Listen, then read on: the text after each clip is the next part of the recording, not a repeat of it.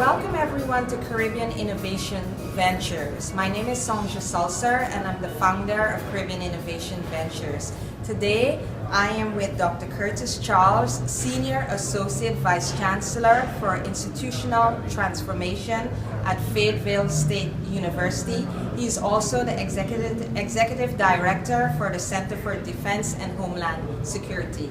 Dr. Charles, welcome. Thank you. How are you doing today? I'm great. Excellent. So tell us, where are you originally from? Give us some of your background. Excellent. So first of all, thank you for inviting me and thanks for being here. I'm originally from Trinidad and Tobago. I'm one of 7 kids my parents had. I'm a sort of like born entrepreneur in a sense. I didn't have the opportunity to go to high school in Trinidad. As you know, the Trinidad system is at 11 you sit the common entrance exam, and if you pass that exam you go on to high school. I failed that exam at 11, and in most instances you consider doomed to society in Trinidad or the Caribbean when that happens. So between the ages of 11 and 17, all I did was to basically stay out of trouble. I did graphic design, I did fabric design, and at the age of 17 I had the opportunity to go to evening classes, and the rest is history. So tell me what you're currently doing at the Center for Homeland Security. So the Center for Defense and Homeland Security is a true entrepreneurial initiative, and one of the things that guides us is the numbers in STEM. We had some numbers we got today. These numbers are projected to be 2015 numbers, that by 2015 India would produce 1.6 million of STEM. The US is going to produce 460 million and 460,000, and the HBCUs are going to produce 5,000. If you add China's figure to that, by 2015, both China and India are going to produce 5.13 million in STEM professionals. The US number stays flat at about 460,000, and the HBCU number stays flat and sort of like projected to go lower with 5,000. For me, based on how I grew up and based on the fact that I didn't have the opportunity to go to high school, that drives me as an administrator at the HBCU to make sure that we increase those numbers.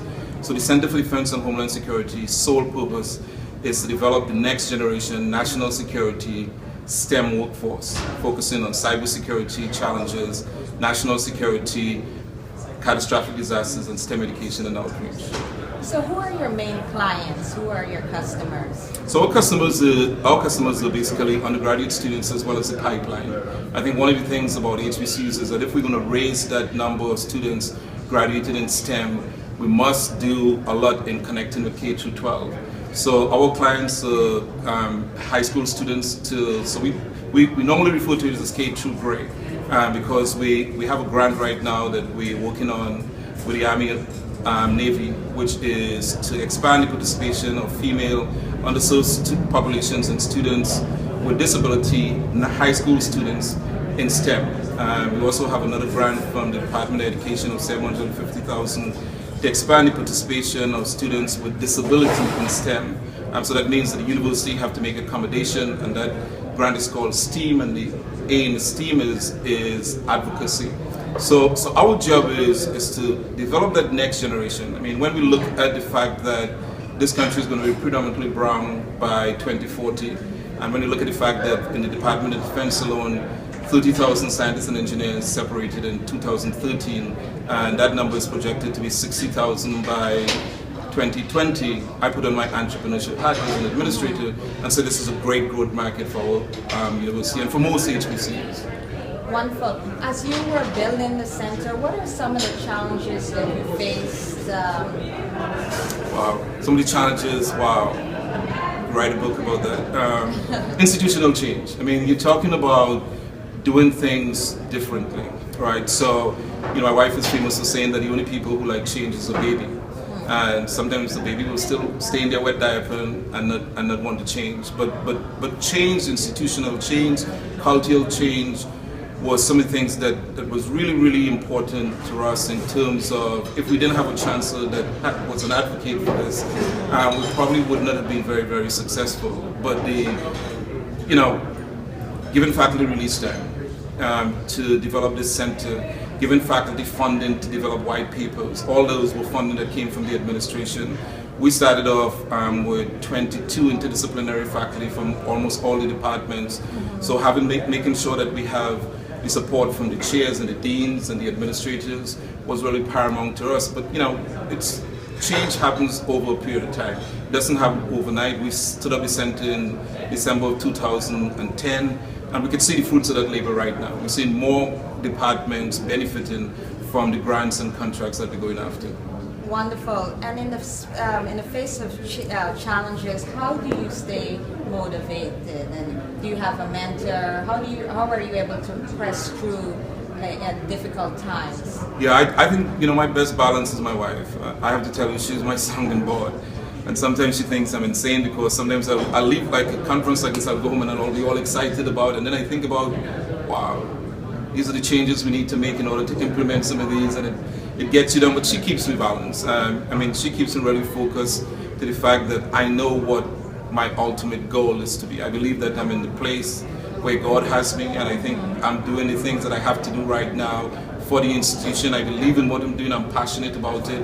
But I also have mentors. I surround myself with several university presidents who are mentors, who have mentored me. That's my ultimate goal. So they do a great job in keeping me balanced and making sure that I focus on the long-term goal. My chancellor is also one of those people. Very good. And in terms of leading your team, how do you do that? Well, I'm a transformative leader, so I try not to give somebody a task that I wouldn't do. We try to motivate our faculty. Faculty are overworked, and faculty have so many areas in which you press in them. This is also a change element for faculty. One of the things that someone said earlier is that when we think about an initiative like entrepreneurship, are we reconsidering tenure and promotion? We don't want to leave here excited, have our faculty, and then go back and say these are the changes. Faculty are motivated by funding and tenure and promotion. So if we want entrepreneurship to be something that breathes through the fabric of our institution, it has to be part of tenure and promotion. Wonderful. And so with all of these things, you mentioned your wife, but how do you stay balanced to find time for yourself as well as your wife and those and things like that? Well, I have to tell you, I'm a baby where that is concerned. I'm not doing a very good job of it. Again, my wife tried to balance me. She's very patient. I had to tell her before I left to come to this conference that I don't like to travel. So I'm not traveling because I want to be away from home. But she's my partner in everything that we do and everything that we plan.